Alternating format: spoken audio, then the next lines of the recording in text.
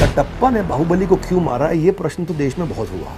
एक और प्रश्न देश में बहुत है, वो ये है कि खान सर का असली नाम क्या है। मैंने सुना है जो लड़कियों को छेड़ता है उसको फिर आप ऐसा हैंडल करते हैं कि दोबारा हिम्मत नहीं करता छेड़ने की। किसी ने आपको गोली मारने की धमकी भी दी थी कि एक वीडियो और बनाया तो गोली मार देंगे।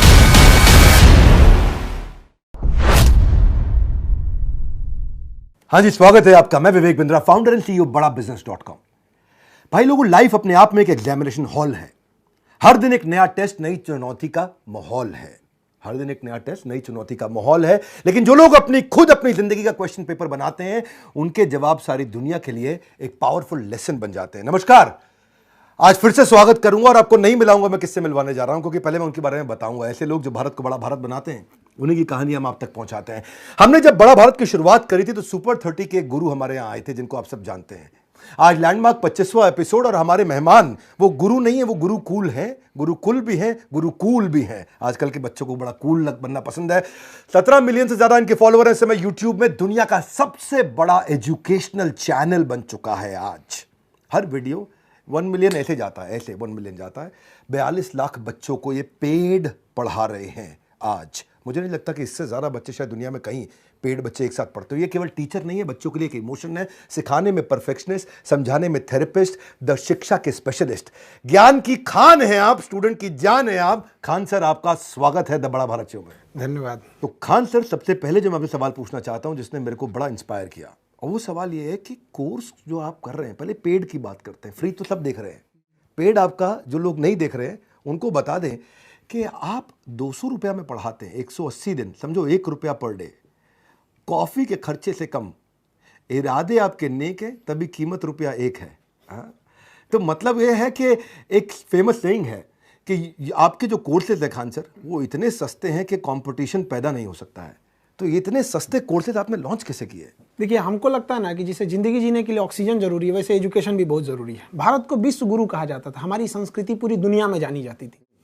तो हम लोग इसको खोते जा रहे हैं। रीजन क्या है कि एजुकेशन बहुत महंगा हो गया है। तो हमको ना ये एक छोटा सा हिस्सा दिखता है कि हम पढ़ा रहे हैं, लेकिन ये एक वो फौज तैयार हो रही है ना, जो भारत को वो पुराना गौरव दिलाएगी। तो हमको वो एक बड़े एस्पेक्ट्स में सोचना है कि हमको कैसे पूरी एक समझिए कि एक पढ़े लिखों की एक सेना खड़ी करनी है, जो तलवार से नहीं कलम से लड़ेगी। और उस समय जब भारत जो सोने की चिड़िया कहलाती थी, हमको वही वाला भारत चाहिए। और इसके लिए बहुत बड़ा फीस देंगे तो नहीं पॉसिबल है।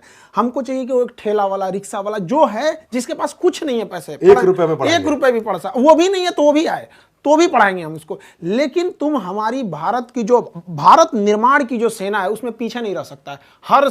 इस भारत निर्माण के हर सैनिक के हाथ में एक कलम होगा। बड़े संघर्षों से निकले आप, आपके ऊपर भी आया और मैंने सुना परिवार पे भी आपका काफ़ी संघर्ष रहा बचपन में। आपने मतलब फिर भी कहते हैं कि जीवन में का सबसे बड़ा गुरु ठोकर है। खाते जाओ सीखते जाओ, खाते जाओ सीखते जाओ। तो आपका बचपन बहुत मुश्किलों में गुजरा। पिता के पास स्टेबल जॉब नहीं थी, चीज़ों का अभाव था, पेंसिल तक आपको आधी करके दी जाती थी और कुछ सादे पन्ने आपको मिलते थे तो माँ उनको जोड़ करके सिल करके दिन में हम लोग बटोर के लाते थे। घर के आगे कॉलेज था, तो वो जो कुछ के किताब जो फेंक देते थे कॉपी, तो उसमें जो सादा रहता था उसको फाड़ ले आते थे और उसको सिल के मम्मी दे देती थी। और उसको हम लोग ना कॉपी चेक कराने नहीं ले जाते थे, क्योंकि स्कूल वालों का एक स्ट्रेटजी होता है कि कॉपी मेरे यहाँ से खरीदो, ये तो कॉपी ही नहीं है, सिली हुई है। तो पीट देते थे लोग कि क्यों नहीं लाए। तो पिटाना ही ठीक था। वहाँ लेते तो बैन कर देते कि भाई तुमको कॉपी लेनी ही पड़ेगी। और आप आर्मी ज्वाइन करना चाहते थे, ज्वाइन नहीं कर पाए? मेरा हाथ ये अजीब डिजाइन का है। मतलब हमको बस आर्मी ही चाहिए थी और कुछ भी नहीं चाहिए। हम जब 10th में पढ़ते थे तो जो एनसीसी में गए थे, तो शूटिंग जब दिया गया, बहुत बेहतरीन शूटिंग किए। तो जो कर्नल साहब थे हम लोग के, उस समय जो कर्नल थे, कर्नल उदय सिंह राठौर, हम लोग के सीओ साहब थे वहाँ पे। वो बुलाए, करेगा क्या तू आगे? आर्मी वालों की भाषा ही बहुत स्टिक होती है, तो हम उन्हीं को देख के कहें कि यही बनना है हमको। तो बाद में वो एनडीए वगैरह जाना था, तो काफ़ी मेडिकल टर्म्स उसके हार्ड होते हैं, तो वहाँ सक्सेस नहीं हो पाया इनमें। और ऐसे चीज़ों में आप छटिएगा जो कभी सही भी नहीं हो सकता है, तो फिर वहाँ जाना कोई मतलब नहीं बनता। फिर बाद में एजुकेशन टीचिंग में चले। तो सीबीएसई आपने 10वीं इंग्लिश से किया, अच्छा, और 12th आपने हिंदी से किया। बाद में एनडीए मेडिकल फिट होने के कारण गए नहीं, और बीएससी करने के बाद आपने एमए ज्योग्राफी में किया। तो मैं देख रहा था कि बार बार आप बदल रहे थे, बार बार प्रोफेशनल डायरेक्शन बदल रहे थे, और करियर में आपने कई दफ़ा चेंजेस किया और बाद में आप मास्टर जी बन गए। आज आप सिखा रहे। लेकिन आज 25 साल से उम्र के कई कम उम्र के बच्चे हैं, आप अपने अनुभव से उनको क्या कहना चाहेंगे कि वो अपना करियर कैसे चूज़ करें? सबसे बड़ा चीज हम एक चीज कहेंगे ना, जो चीज कर सकते हैं ना वही करना चाहिए। कई लड़कों को देखते हैं उनका दिमाग माइंडसेट बिजनेस का है, जबरदस्ती घुसे जा रहे हैं इधर में, वो भी सही बात नहीं है। अब किसी का बिजनेस में घुसार दिए, उसको पढ़ने का शौक है, तो पहले उनको पता होना चाहिए। हमको पता था कि अगर हम इंग्लिश मीडियम में रह गए रहते तो कुछ नहीं कर पाते। हम सीबीएसई पर तो मजाक के हिसाब से बोल देते हैं कि सीबीएसई अदरवाइज हमको ना वहाँ 10% समझ में आता था, बट स्टैंडर्ड एकदम बढ़िया टाई वगैरह सब रहता था। पर शुरुआत में आपने एक बच्चे से शुरू किया था पढ़ाना, और वो बच्चा बहुत निकम्मा था हमने सुना, और बाद में वो बच्चा क्लास में टॉप करने लगा। बड़ा भारत शो में हमने कई शिक्षक बुलाए, हमने अलग पांडे जी बुलाए, आनंद सर बुलाए, अमन धत्तरवाल और आज खान सर हमारे साथ में हैं। तो कठिन सब्जेक्ट भी लोग आसान कर रहे हैं, ये वो सारे टीचर्स हैं, और आप भी कठिन सब्जेक्ट को बहुत आसान करते हैं। पर दूसरी तरफ स्कूल कॉलेज में आज भी रट्टे की बातचीत हो रही है, भले टॉपिक समझ में आए ना आए। तो आपको क्या लगता है क्या कमी है एजुकेशन सिस्टम में? आपको आज एजुकेशन सिस्टम समझाना है मुझे, एक लाइन में अगर आप ये समझाएं कि एजुकेशन सिस्टम में ये कमी दूर होनी चाहिए, बहुत जरूरी है, क्योंकि शिक्षक ये ठीक से नहीं समझ रहे हैं। तो शिक्षक के बारे में क्या कहना चाहेंगे? देखिए, शिक्षा से आप रोजगार पा सकते हैं, बट ये रोजगार का अवसर नहीं होना चाहिए। आपके अंदर वो क्वालिटी है कि आप शिक्षक बन सकते हैं तो ही जाइए, प्लीज। हम सबसे कहते हैं, आप पैसे के लिए जा रहे हैं तो ये आप भविष्य के साथ खेल रहे हैं, बच्चों के भविष्य के साथ नहीं, इस देश के भविष्य के साथ। ये देश एक ट्रेन है जिसके चक्के के रूप में वो विद्यार्थी है जो अपने घरों में बैठा हुआ है, आप उसके साथ नहीं खेलो। आपको वो पैशन होना चाहिए। आपका 10 काम छोड़ के अगर आपको लगे कि नहीं, अगर बोला जाए कि अगर आपको आज लास्ट डेट है तो आपको ये होना चाहिए कि जो चीज जाने है उसको धड़ल्ले से फेंक दीजिए स्टूडेंट के पास, जाओ भाई अब जा रहे। तो ये डेडिकेशन होना चाहिए वहां पे। पैसे के लिए होगा तो ये क्वालिटी गिरेगी। ये मैं असल में टीचर्स के लिए काम करने का प्रयास कर रहा हूँ कि मैं इस बार जो शिक्षक दिवस आ रहा है टीचर डे, तो मैं आज सबको ये बताना चाहता हूँ कि मैं एक फ्री वेबिनार करने जा रहा हूँ सबके लिए, ट्रेन द ट्रेनर टीचरप्रेन्योरशिप। और ये मेरा एक और गिनीज वर्ल्ड रिकॉर्ड अटेम्प्ट होगा। ये मेरा एक वेबिनार रहने वाला है और मैं बिल्कुल अफोर्डेबल करता हूँ, एक्सेसिबल करता हूँ, लेकिन आज फ्री करने जा रहा हूँ। तो जितने भी शिक्षक लोग हैं वो सीखना चाहते हैं, तो मैंने कई मेथोडोलॉजीज, वो सारी मेथोडोलॉजीज जिसमें public speaking, videopreneur, train the trainer, वो आकर के फ्री में अटेंड करिए, उसका फायदा उठाइए। उसमें कोई कमर्शियल चार्ज नहीं, मेरे यूट्यूब पे होने वाला 4 तारीख को, शिक्षक दिवस से एक दिन पहले, क्योंकि उस दिन संडे है, दोपहर 12 बजे होगा। आइएगा। और खान सर मैं आपको भी इन्वाइट करूंगा कि आप भी अपने टीचर्स को बोलिए कि वो आए, अटेंड करें, क्योंकि आपके साथ और भी बहुत टीचर जुड़ते चले जा रहे हैं। एक्चुअली ये जो आप प्रोग्राम वाला बात कर रहे थे, हम आपका एक छोटा सा वीडियो हम आपने लगभग 3-4 साल पहले देखे थे। आप शायद किसी गार्डन में आप मोबाइल से बना रहे थे। वो वीडियो आपने बोले थे कि आज आपका वो एंटरप्रेन्योरशिप और बिजनेस के मामले में दुनिया में सबसे आगे आपका चैनल चला गया था।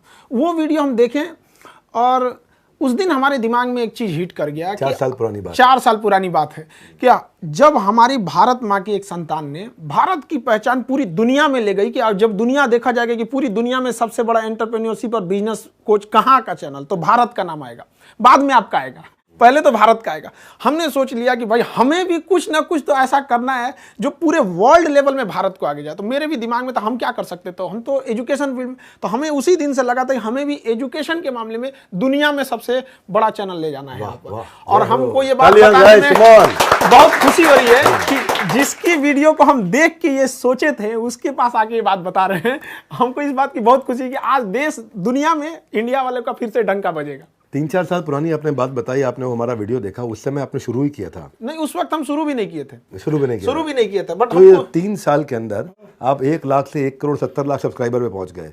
और मैंने सुना आपको शुरू में फेसबुक भी चलाना नहीं आता था। अभी भी नहीं आता है। नहीं आता। और वीडियो आप खुद एडिट कर लेते हैं? वीडियो खुद एडिट करते हैं। मतलब 17 लोग, कई लोग कहते हैं ना कि बहुत बड़ी ये नहीं, इच्छा शक्ति होनी चाहिए, विल पावर होना चाहिए चीज में।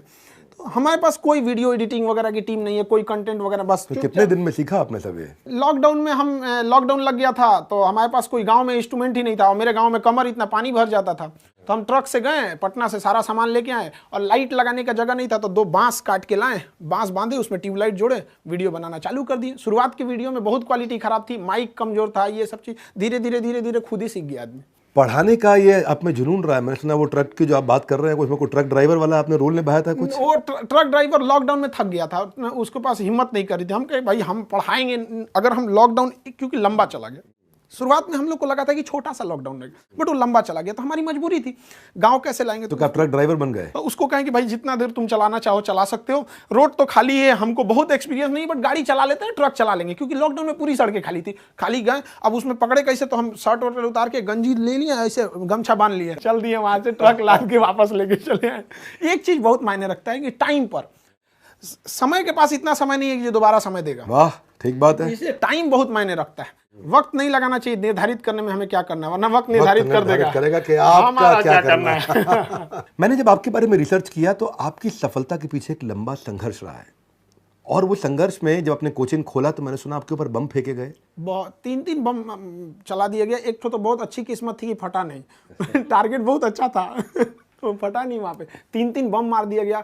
इसलिए कर दिया गया कि लड़के लड़कियां ना आए यहाँ पे क्लास करने के लिए। बहुत सारे लोगों को प्रॉब्लम होने लगा। कई प्रॉब्लम थे कि एक तो ये ऐसा क्यों पढ़ा रहा है कि जो कोर्स 2 महीने का है अगर वो 3 महीने भी जाएगा तो हमको जब तक लड़कों की संतुष्टि नहीं होगी आगे नहीं बढ़ेंगे। तो इस वजह से कई सारे ऐसी घटनाएं हुई थी। हमको उस दिन ठान लिए कि हम जिंदगी में कभी इन बच्चों को नहीं छोड़ेंगे, क्योंकि जब मेरे कैंपस में 15-20 कोचिंग थी और मेरे कोचिंग पे पर्सनली बम चला था, मेरे ऑफिस पे उड़ गया, पूरा धुआं हो गया था। बाकी ये सुबह 9:30 बजे के आसपास की घटना है। उस दिन शाम के शिफ्ट में कोई कोचिंग वाले ने क्लास नहीं खोला। हमको उम्मीद थी कि वो हमारा आके मनोबल बढ़ाएंगे, वो लोग खुद ही मतलब बंद करके चले गए लोग। लेकिन लड़के और लड़कियां अलग अलग हॉस्टल लॉज से उठ के चली आई यहाँ पे, लड़के लड़कियां सब, कि सर आप क्लास लीजिए। मेरे यहाँ बम फूटा था। इवनिंग शिफ्ट का हम क्लास लिए, बाकी बंद थे। जो लड़के अंदर पढ़ रहे थे वो पढ़ रहे थे, जो नेक्स्ट बैच के लड़के थे पूरे नीचे खड़े थे कि देखते हैं अब कौन आ सकता है यहाँ पे। हम समझा रहे थे, वो कह रहा था आके दिखा तुम यहाँ पे। तभी हम सोच लिए कि जिंदगी की आखिरी सांस भी होगी तो उन्हीं बच्चों के लिए होगी। और जब लोग कहते हैं ना कि फीस या ये आप इतना कम क्यों लेते हैं, वो हम इसलिए कम लेते हैं ना कि बच्चों का प्यार इतना ज्यादा देते हैं कि हमको वो भी ज्यादा लगने लगता है कि भाई वो इतना ज्यादा हमारे पे। हम उस वक्त किसी पुलिस वगैरह कुछ नहीं आया था, बच्चों का इतना मनोबल था। तो हमारे लिए एक तरह का वो भी मोटिवेशन है कि ये बच्चों के लिए। मैं सुना किसी ने आपको गोली मारने की धमकी भी दी थी कि एक वीडियो और बनाया तो गोली मार देंगे। हाँ, वीडियो हटाना पड़ गया था हमको। वो वीडियो आज भी मेरे चैनल पे नहीं है, जबकि मेरे यहाँ पे बम ब्लास्ट हुआ था वो। तो हमको काफी मतलब उस शुरुआत में काफी दिक्कत होता है बहुत। मैं सुना जब परेशानी आई तो आपकी जेब में 40 रुपए थे, घर जाने का किराया 90 रुपए था। इसलिए आप घर नहीं गए। घर नहीं गए थे, किराया प्रॉपर नहीं था। और विदाउट टिकट आदमी सोचता है कि एक टीचर पकड़ा जाएगा तो एक और दिक्कत होगा कि बताओ टीचर है विदाउट टिकट घूम रहे हैं। तो हमने सोचा कि अब रुक रहे हैं तो ऊपर वाला ही रोक रहा है, अब यहाँ रुकेंगे ना तब जाएंगे नहीं यहाँ से। ऐसी मुश्किलें या तो इंसान को तोड़ देती हैं या सही रास्ते पे मोड़ देती हैं, और आपको हमेशा इन मुश्किलों ने सही रास्ते पे मोड़ा, और मैं बधाई देना चाहता हूं। पर मैं फिर भी हैरान हूं, मतलब कि इतना करेज आप में कहां से आता है? सर ऑप्शन भी तो नहीं था कुछ। एक चीज हम देखें कि जिनको राजा बनने का शौक है ना, उन्हें पहले गुलाम की तरह मेहनत करना सीखना चाहिए, तभी आपको कुछ करना पड़ेगा। तो ऑप्शन भी नहीं था, घर जाके क्या कर पाते। कोई बहुत बड़ा घर से तो हम लोग थे भी नहीं, एकदम मिडिल से भी नीचे थे हम लोग। तो दोस्तों ने काफ़ी हेल्प किया वहाँ पे फाइनेंशियली। कुछ दोस्तों के पास तो अपना पॉकेट खर्च आता था, तो कुछ 500-600 ऐसे दे देते थे। और काफ़ी एक चीज़ अच्छा रहता है ना, बिहार में अपना समोसा खरीदेगा तो उसके साथ सब्जी देते थे सब। तो काफ़ी अच्छा रहता है कि आपने चावल बना लिया, उसी को खा लिया। पैसे नहीं थे कोई बात नहीं, बट हमको बच्चों का हिम्मत देखना था कि हम इनको छोड़ के कैसे चले जाएंगे। और वो लड़कों का यही कहना था कि सर आप नहीं पढ़ाते तो कोई दिक्कत नहीं था, जो लत लग गई ना अब नहीं छूटेगा यहाँ पे। हम कहे अब तो पढ़ाना ही पड़ेगा यहाँ पे। बहुत जबरदस्त। ये सबने सुना भैया, हंसते हंसते कट जाए रास्ते, सुना है सबने? हंसते हंसते कट जाए रास्ते। बच्चे लेके जाते हैं छोटे छोटे बस्ते, हंसते हंसते कट जाए रास्ते, लेकिन हंसते हंसते रट जाए बस्ते। आपने बच्चों के बस्ते को पूरा उनको रटा दिया, और इतना हंसा हंसा कि आपके पढ़ाने का अंदाज थोड़ा निराला है। ये तो हमने सुना है भैया कि स्टाइल और स्वैग बिल्कुल देसी, क्लैरिटी ऐसी कर दे सबको क्रेजी।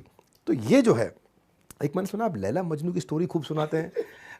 लड़कियों के चक्कर में पड़ोगे तो बहुत पिटोगे, मुस्कुराना तो लड़कियों की अदा है, इसको प्यार समझा वो गधा है।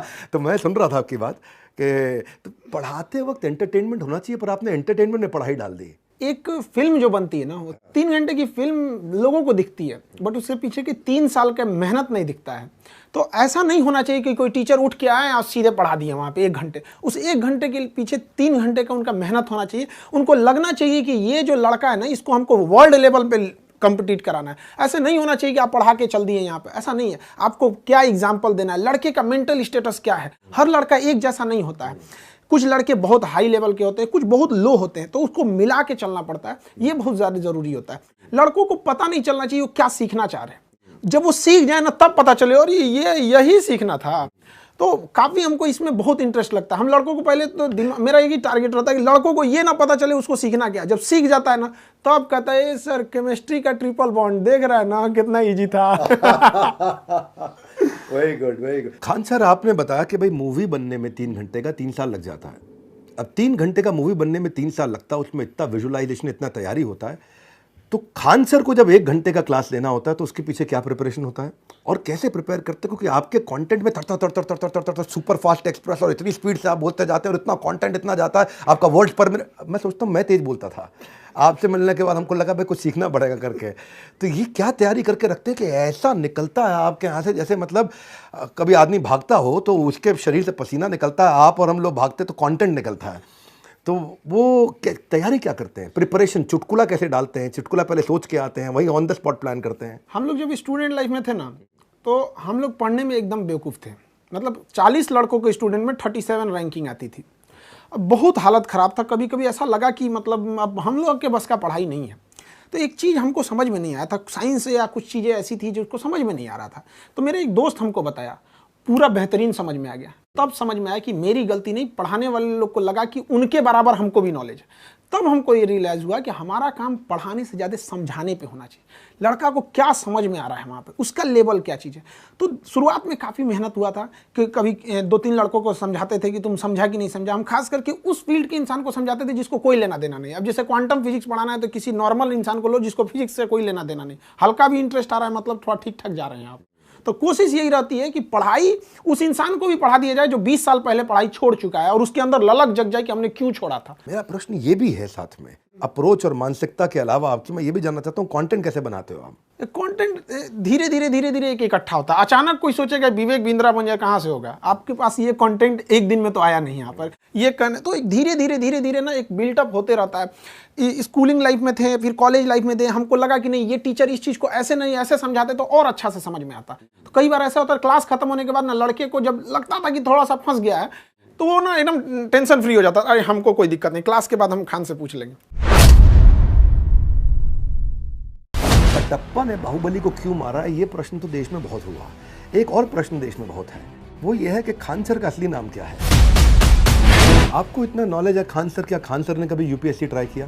खान सर कौन है, एक शब्द में कैसे डिस्क्राइब करेंगे? बिहार में बहुत अनएम्प्लॉयमेंट है, जो नेशनल एवरेज है बिहार का अनएम्प्लॉयमेंट एवरेज बेरोजगारी उससे डबल चल रहा है। आपके हिसाब से इसका क्या कारण है?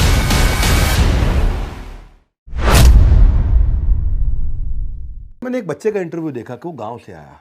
अच्छा, वो बच्चा जो है आकर के एनटीपीसी की कुछ तैयारी कर रहा था, घर वाले 3,000 रुपये महीना दिए, 1,500 रुपया जो है जिसमें उसका किराया निकल जाए और आप खाली 250 में पढ़ा दे और 1250 में वो घर भी चलाए। तो ये जो आपने किया, इतनी मुश्किलों में आप बच्चे को, जहाँ इतना अभाव है वहाँ पे भी आप इतना बड़ा करना चाह रहे हैं। आप ऐसे बच्चों को आज कोई इंपॉर्टेंट अगर एक मैसेज देना चाहें, भाई ये तो मैंने अभी करी तारीफ, लेकिन मैं आपसे मैसेज मांगूं तो क्या मैसेज देना चाहेंगे आज आप बच्चों को बड़ा भारत प्लेटफॉर्म से? नाम ही है इसका, बड़ा भारत प्लेटफॉर्म। हर स्टूडेंट को ना इतना जी जान लगा के मेहनत करना चाहिए ना कि उसकी सफलता से केवल उसका परिवार नहीं बल्कि पूरा देश गौरवान्वित होना चाहिए। आज अब्दुल कलाम, विवेक बिंद्रा जैसे, स्वामी विवेकानंद जैसे लोगों से केवल उनका परिवार प्रभावित नहीं है, पूरा देश प्रभावित है। तो उसकी मेहनत उस तरह से होना चाहिए कि उसको देश को प्रभावित करना है। ऐसा नहीं कि 1 घंटा पढ़ लिए या कर लिए, तो उनको पूरी मेहनत करना चाहिए। और ये जो डिस्ट्रैक्शन की बात कर रहे हैं, उनको ऐसे चीजों पे ज्यादा ध्यान देना चाहिए जो उनके काम लायक चीजें। बहुत सारी चीजें ऐसे एंटरटेनमेंट की तौर पे है लेकिन वो काम लायक चीजें, तो इस सब चीजों पे ध्यान देना चाहिए और हमेशा देश के बारे में सोचना चाहिए। ग्लोब पे हमारे काम का कोई इफेक्ट पड़ रहा है या नहीं पड़ रहा है। मैंने सुना है कि आप एक स्ट्रिक्ट टीचर भी हैं और कभी कभार थोड़ा मतलब देखिए, हमारी एक चीज सिद्धांत है, किसी चीज में ना बेस्ट मारेंगे। अगर पढ़ाएंगे ना तो बढ़िया से, पीटेंगे तो बढ़िया से, बदमाशी करेंगे तो बढ़िया से। देखिए, हम यही कहते हैं ना कि एक लड़के का अगर रिजल्ट होता है किसी चीज में, यूपीएससी से लेके ग्रुप डी से लेके यूपीएससी। नहीं, रुकिए, पीट भी डालते हैं आप? हम पीट दे, पुलिस वाला लाठी रखे हम, ऑन कैमरा पीट देते हैं। रीजन क्या है कि एक तो अगर लड़का पढ़ाई नहीं कर रहा है तो तुम अपने माँ बाप के साथ धोखा कर रहा है। तुम अगर लौटेगा तो दूसरे पड़ोसी जो गरीब लड़का है वो कहेगा ना कि उनका लड़का 3 साल पढ़ा और रिजल्ट ही नहीं हुआ, तो हम तो गरीब है, तुम कहाँ से, हम तुमको लौटने नहीं देंगे। क्योंकि तुम अकेला लौटा तो 10 का रास्ता रोकेगा। और लड़कियां जो है ना, वो एक एग्जाम से तो लड़ती हैं, दूसरा बेचारी परिवार और समाज से लड़ती हैं। गाँव वाले पढ़ने नहीं भेजना चाहता, उनको ये आके यहाँ पे छेड़खानी करेंगे लोग, अलग से रूम रखे इन लोग के लिए। तो मतलब आपको डर नहीं लगता कि बच्चा कहीं आपसे आकर के बाद में बाहर बदमाशी करे, अरे हमको मारा, छोड़ेंगे नहीं खान सर को? बम मारा, अब इससे बड़का क्या होगा? अब कुछ नहीं, बस हम इतना चाहते हैं कि जो स्टूडेंट हैं उनको खाली हाथ नहीं लौटने देंगे। और लड़कियों को, ये जो लोग ऐसे मतलब पढ़ने परेशान मन चले लोग, मैंने सुना है जो लड़कियों को छेड़ता है उसको फिर आप ऐसा हैंडल करते हैं कि दोबारा हिम्मत नहीं करता छेड़ने की। बहुत सारे मतलब शुरुआत में ना जो जब पढ़ाया गया तो एजुकेशन ऐसा चीज़ है इसका 3-4 साल बाद रिजल्ट दिखता है। अभी कहीं पे भी हर पुलिस स्टेशन में हर जगह 2-4 ठो अपने लड़के हैं ही हैं, बस हमको पता करना है कि ये किस एरिया में है और उसको उठा के दे देना है। अब उसमें खास करके हम करते हैं ना, जो लड़की हैं सब, जैसे कोई लड़की है डीएसपी इधर होगा, उसको दे देंगे ना तो और बढ़िया से इलाज करेंगे उनका। नहीं, बच्चे आपको इतना प्यार करते हैं। और पर मैं आपसे पूछना चाहता हूँ, ये लड़की को कोई तंग करता है तो आप उसको खूब हड़काते हैं और उसको पीट भी देते हैं और उसको करेक्ट भी करते हैं, कहीं इंस्पायर भी करते हैं। डिपेंड करता है कितना डोज में वो ठीक होगा, first dose, second dose, booster dose, वो अलग अलग डोज है। वो राखी बांधी हमारी कुछ रिस्पॉन्सिबिलिटी बनती है। बिल्कुल ठीक। मैं सुना सबसे ज्यादा राखी आपको हाँ, सबसे ज्यादा बांधी के ब्लड रुक गया था मेरा। तो कितना 2,500-3 हज़ार राखी? हाँ, 2200 से ज्यादा थी राखी। 2200 से ज्यादा राखी। बहुत ज्यादा राखी थी। मेरा एक बाउंस बैक इवेंट था पटना में, उसके बाद मैं दोबारा नहीं किया इवेंट। मैं बताता हूँ आपको कारण क्या हुआ। वो हमारा इवेंट हो गया ओवरसोल्ड। अच्छा, हॉल के अंदर जगह केवल 2,000 लोगों की। कृष्णा मेमोरियल। हाँ, मुझे याद नहीं क्या था जगह का, तो केवल 2,000 लोग बैठ सकते। वहाँ एडजस्ट कर करा के 2200, 2400 आदमी घुस गया। अब बाहर 2,000 आदमी और खाली खड़ा, तो उनमें जो है हमारे पास हमारे सेल्स के आदमी बैठे बाहर, तो ऐसा करके आया और यूँ कान खोजा और बोला, बिंद्रा जी से कह दीजिएगा दिल्ली पहुंच नहीं पाइएगा। तो वो हमारी टीम भाग गई वहाँ से, बोला कह रहे दिल्ली पहुंच नहीं पाइएगा। तो उस दिन के बाद हम दोबारा पटना गए नहीं बाउंस बैक करने, क्योंकि मतलब दबंग है लोग वहाँ के। और आपने मतलब किसी को दबंग होते वक्त खुद को इतना मजबूत कर लिया कि फिर आप में अंदर वो भय नहीं आया। ऐसा अब नहीं है, अब हम आपको खुद इनवाइट करते हैं कि आप चलिएगा, हम खड़े रहेंगे। मेरा आपसे एक प्रश्न है, थोड़ा अलग प्रश्न है। कटप्पा ने बाहुबली को क्यों मारा, ये प्रश्न तो देश में बहुत हुआ। एक और प्रश्न देश में बहुत है, वो ये है कि खान सर का असली नाम क्या है। और वो प्रश्न ये है कि भाई खान सर जो हैं, वैसे तो देखो आदमी अपने नाम से नहीं अपने काम से बड़ा होता है, और आप अपने काम से बड़े हैं। तो आपका नाम क्या है, इसके पीछे बहुत कहानियाँ हैं।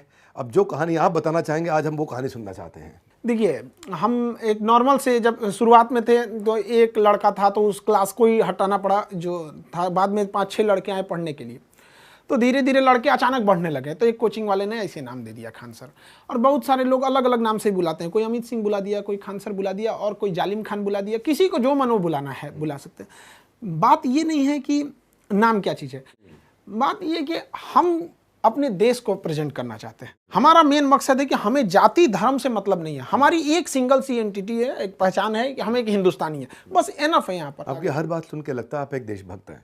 बहुत अच्छा लगा मुझे। मैं कुछ रैपिड फायर ले सकता हूँ आपके साथ? हाँ। तेज क्वेश्चन होगा और आपको तेज आंसर करना है।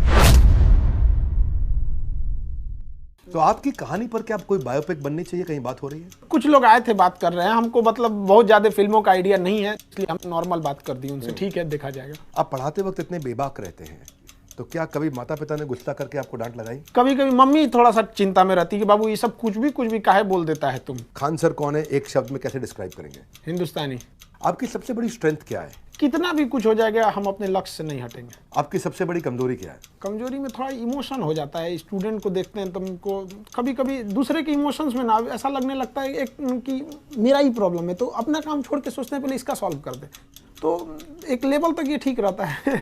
इमोशन ज़्यादा हो जाते हैं। क्या खान सर को कभी झूठ बोलना पड़ता है? लाइफ में ना कई बार आपको ना किसी की अच्छाई के लिए झूठ बोलना पड़ता है, तो बहुत बार ऐसा झूठ बोलना पड़ता है। क्या खान सर एक स्पिरिचुअल पर्सन है? हाँ, स्पिरिचुअल हैं, मतलब धार्मिक हैं, बट हम मेरे दो लाइफ, एक है अपने पर्सनल लाइफ, हम किसी से मतलब ज़्यादा शो ऑफ नहीं करते। आप दूसरों को डिस्ट्रैक्शन को दूर कर रहे हैं, अभी डिस्ट्रैक्शन दूर करने के लिए अच्छा मैसेज दिया। क्या खान सर खुद कभी डिस्ट्रैक्ट होते हैं? एक एज होता है डिस्ट्रैक्शन का। जिस एज में हम लोग थे डिस्ट्रैक्शन के, उस एज में ना इतनी ज़्यादा प्रॉब्लम्स थी ना लाइफ में कि वो खुद ही अपने आप में एक टॉर्चर था। कोई मतलब क्यों आपके पास कोई आएगा, आपके पास कुछ रहेगा ही नहीं। तो अब खाली घर में कोई भी चोरी तो हुई नहीं है। तो एक वो सर्टेन है। अब बहुत अच्छा हुआ, ऊपर वाले से हम दुआ मांगते हैं कि जिस एज में डिस्ट्रैक्शन होता है उस एज में इतनी प्रॉब्लम आई थी कि वो एज उसी प्रॉब्लम्स को दूर करते करते खत्म हो गया। आपके कितने बच्चों ने अभी तक कोई सरकारी एग्जाम क्लियर किया है? हम तो सरकारी एग्जाम की अगर बात करें तो शायद ही कोई डिपार्टमेंट होगा जहाँ के नहीं होंगे, क्योंकि एक्चुअली क्या है कि 4-5 साल से पढ़ाने, जैसे जिसको आज पढ़ाएंगे वो तो 2 साल बाद जाएगा। तो इसका एजुकेशन का ना टर्म थोड़ा सा लंबा होता है, तो कमोबेश हर डिपार्टमेंट में। आपको इतना नॉलेज है खान सर, क्या खान सर ने कभी यूपीएससी ट्राई किया? हमको बस जाना था तो एनडीए में, तो बस और कहीं सपना ही नहीं देखे थे। बंदूक चलाने का शौक, हर टाइप का बंदूक। इवन अगर आप गौर कीजिएगा या लोग जो गौर किए होंगे, जो चीज़ सेना से रिलेटेड रहती है ना, वो हम बहुत डीप से अंदर बता देते हैं। कई बार ऐसा होता है ना कि ऊपर से कुछ लोग कॉल करते हैं, खान साहब इतना डिटेल मत बताइए। तो अब क्या होता है ना कि कुछ चीज़ें बता के उन लोग को भेज देते हैं, देखिए तो ठीक ठाक है ना, कहते नहीं इस चीज़ को काट दीजिए। बिहार में बहुत अनएम्प्लॉयमेंट है, जो नेशनल एवरेज है बिहार का अनएम्प्लॉयमेंट एवरेज बेरोजगारी से डबल चल रहा है। आपके हिसाब से इसका क्या कारण है? बिहार में स्किल्ड की प्रॉब्लम है। वहाँ जैसे कोई आता है काम करने के लिए, वो ये बोलता है कि हमको काम चाहिए, वो उसे बोलना चाहिए कि हम ये काम जानते हैं, क्या ये वाला है कि नहीं आपके पास। तो वहाँ पे स्किल्ड की बहुत कमी है।